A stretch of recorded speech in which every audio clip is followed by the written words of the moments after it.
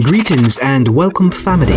Thanks for stopping by for another episode of Roadtripja, the heartbeat of Jamaica's road. To navigate you through the experience is Dr. A, your excursion extraordinaire and guide. Today we'll be covering some news article dating back in 2020 concerning the Southern Coastal Highway Improvement Project. News articles like infrastructure spending, big ticket item in upcoming budget, South Coast Highway work to start in 3 months. Wow. Work on Portland leg of highway continues despite budget cuts. Southern Highway project won't stall. NEPA keeps an eye on changes to the South Coast Highway, and so much more. If this is something that you are interested in experiencing, stick around. We'll be right back.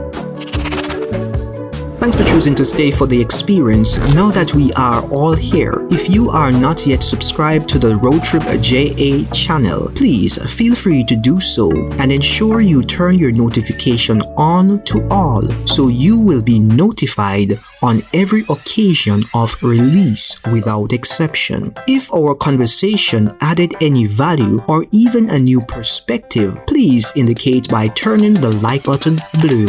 To have conversation with us, you can do so in the VIP section, the comments, and don't forget to share so others can become a part of the family. For added information and reference material, visit the description below. It is that time again. It is time to get active.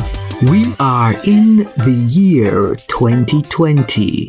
Remember, you have always heard hindsight is 2020. Well, we're in the year 2020. Our first article in the year in our sequence article flow is number 18, captioned infrastructure spending big ticket item in upcoming budget. Before we get to that article, let us listen an excerpt of what the Prime Minister stated at the groundbreaking ceremony in 2019 concerning the Southern Coastal Highway Improvement Project. This is very pivotal and important to note, after which we'll move straight into the article number 18. My friend, who is representing the leader of the opposition, and I'm not certain if you were delivering a message from the leader of the opposition or those were your messages, Dr. Fenton, but whoever message they were, I took note of one in particular, well, two messages. I took note of one in particular. This highway is not a downgraded version. I want to be clear on that. Because you said that this highway was downgraded or scaled down, whichever term you choose to use. This highway is an improved version of what was contemplated before.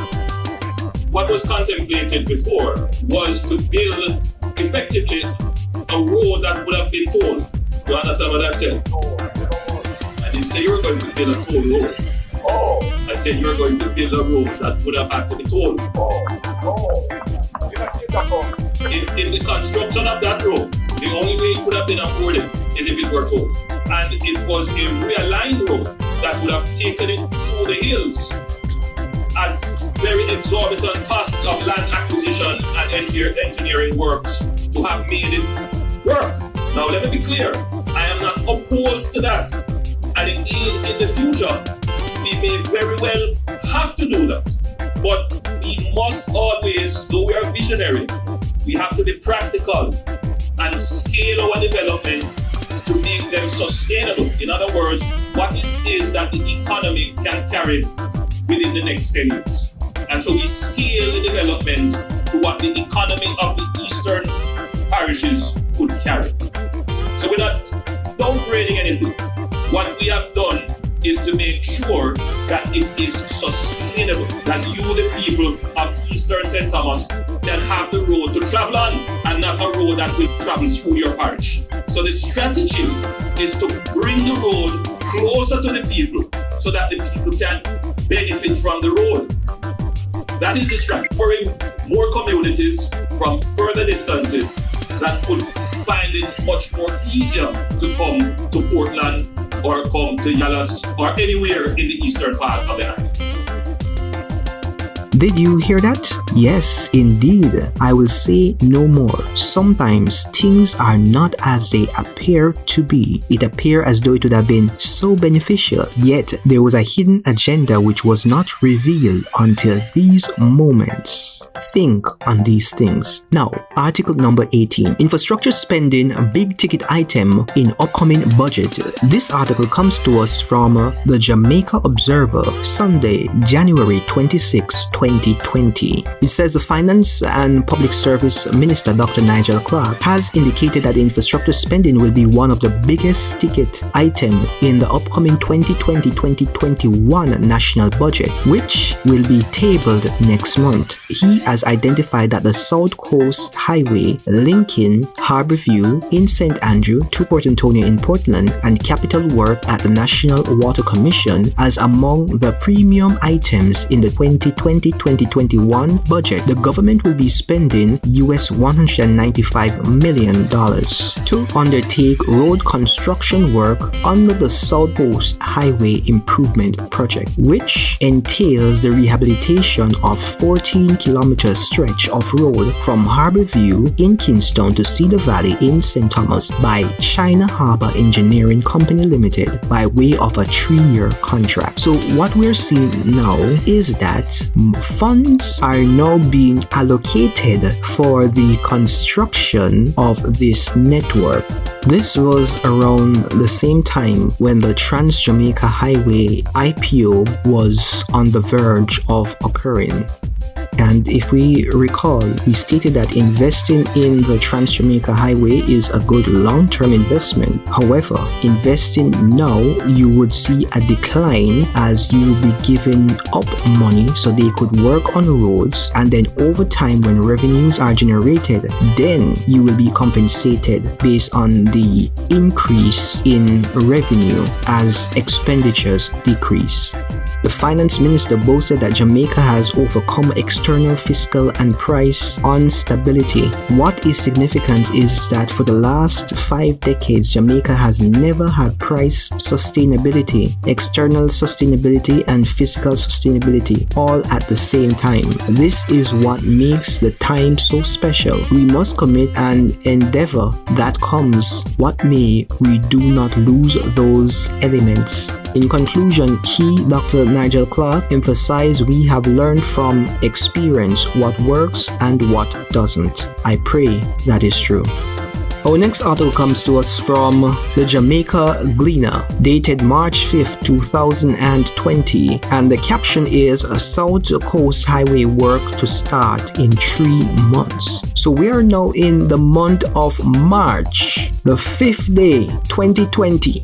And we are being advised that the project should start in 3 months. That would take us to April, May, June. By June of 2020, the project should start. This is the same project that should have started the end of 2018. By September 2019, which had a groundbreaking in November of 2019, which is going to officially be started in 2020. So though the groundbreaking took place, the project actually did not start until after the groundbreaking had occurred. But let us hear what the news article has to say to us. Major work on the Southern Coast Highway are to start in 3 months. Minister without portfolio in the Ministry of Economic Growth and Job Creation, Darrell Vaz, has told Parliament Standing Finance Committee. It says that a pre-rehabilitation exercise along areas of the roadway marks for construction began last October. Vaz told Parliament on Tuesday that the Holness administration was mindful that several persons reside on lands to be utilized for the new highway would be displaced by the development. He, however, stressed that the government had been in dialogue with stakeholders and will not be ruling out compensation for dislocated settlers. Prime Minister Andrew Holness broke ground in November 2019 to commence the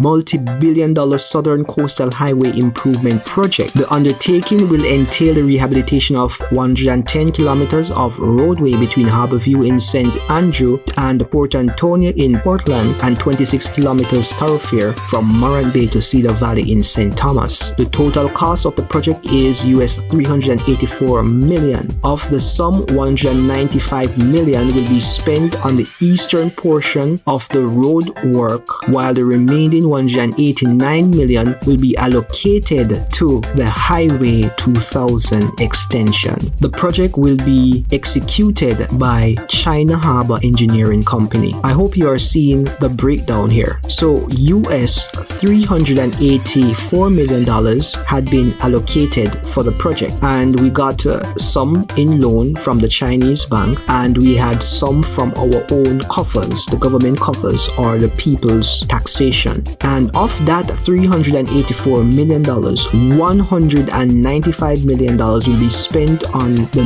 non-pole section of the road development, which would be the eastern leg. However, the remaining $189 million will be allocated to the extension of the Highway 2000. That extension encompasses section B of the highway. So we are seeing that we're actually making progress even though we are behind schedule. But this is a good sign.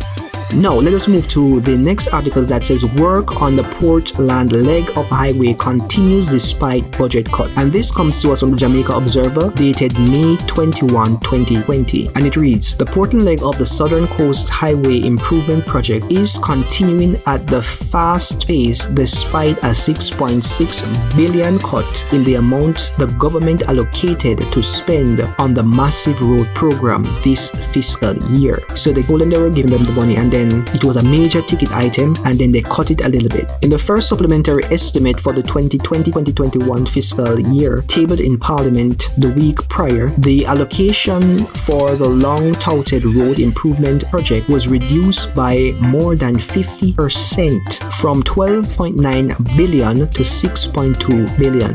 The big ticket items reduced were the amounts allocated for the acquisition of land, which has been cut by $2.2 billion, while $4.1 billion has been slashed from the amount allocated for fixed assets for the work, which covers the rehabilitation of approximately 110 kilometers of road between Harborview in St. Andrew and Port Antonio in Portland, and the 26 kilometers thoroughfare through Morant Bay to Cedar Valley in St. Thomas. So far, work has started on the corridors of the Audley Crossing in St. Thomas and Long Road in Portland, and the road from Manchineer to Fair Prospect, where preparation including the clearing of land and the widening of the roadway, cutting down of overhanging trees, and the gathering of stones construct the retaining wall is still in progress. So let us understand what has happened here. Estimated costs for the land valuation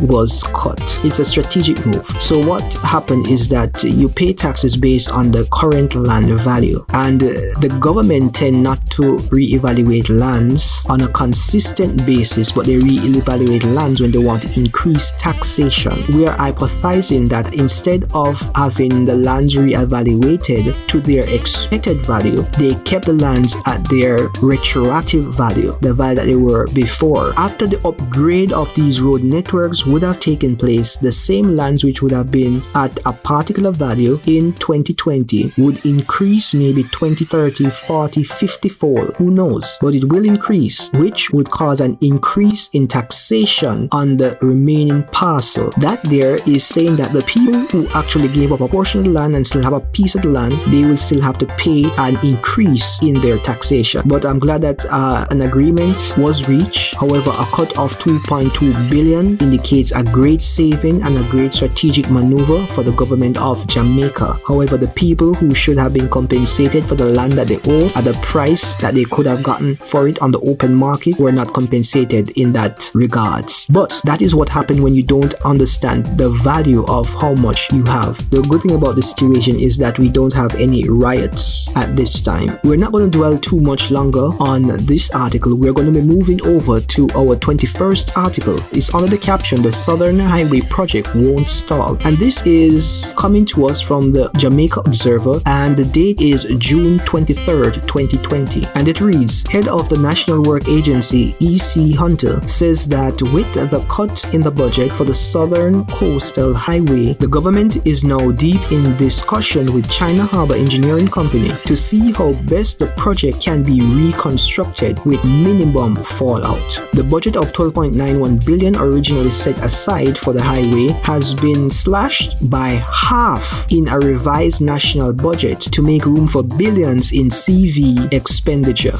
Speaking at the recent meeting of the Public Administration and Appropriation Committee, PAAC, which examined the estimates, Hunter said that work would forge ahead on the designs, notwithstanding the delay in some elements of actually construction, which were supposed to start in the second quarter of the fiscal year. The NWA is administering the Yallahs to Harborview leg of the highway, while the National Road Operation and Construction Company, NROC, is in charge of the second phase from Maypen in Clarendon to Williamsfield in Manchester. But at the end of the day, we must find a way to ensure the viability of this highway. I think we have time for one more article. Article number 22.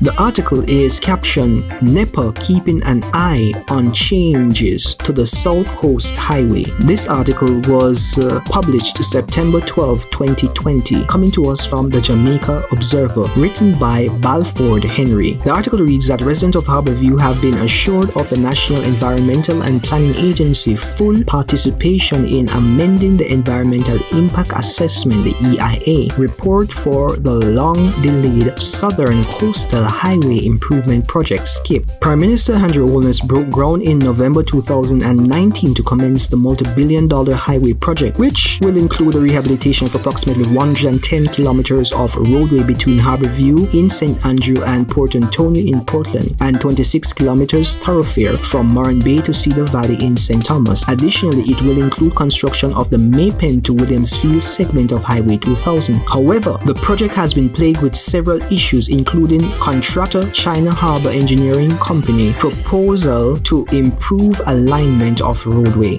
Assurance of NEPA's vigilance as a project move ahead came from the agency managers for the application. So important to note, it says the EIA report, Environmental Impact Report for the proposed realignment, are available to the public from various sources, including the St. Thomas Municipal Corporation, the Bull Bay and Yallahs Post Office, the Bull Bay Police Station, or from the NEPA website. So if you want that information, you can go and check for it, and if we come across it, then we'll have it linked in the description.